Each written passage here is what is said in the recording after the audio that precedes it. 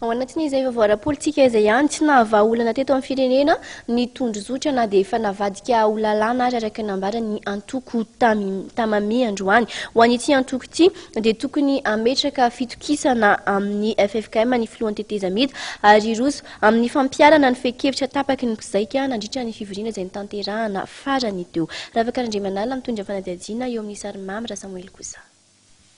Raha mitoy ny ady la politika ataony ireo mpanao politika dia hitarika amin'ny faharavan'ny tetezamita izany hoy ny antoko tamami na ny tanora malagasy mijoro.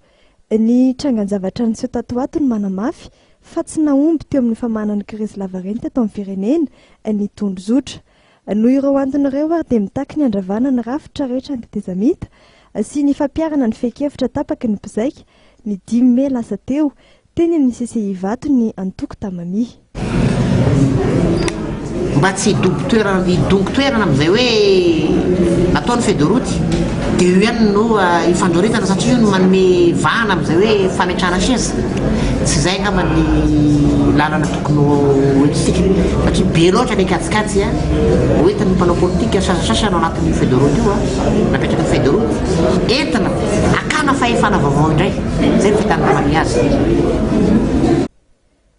Ilaina ny fandaminana ny ady la politika alohan'ny rosoana amin'ny fifidianana raha ny nambarany ity antoko ity. Raha ikiry beberosa amin'ny fifidianana mantsy Madagasikara dia hina hitarika amin'ny krizy vaovao indray izany hoy hatrany ny tompon'andraikitra anivony ity antoko ity.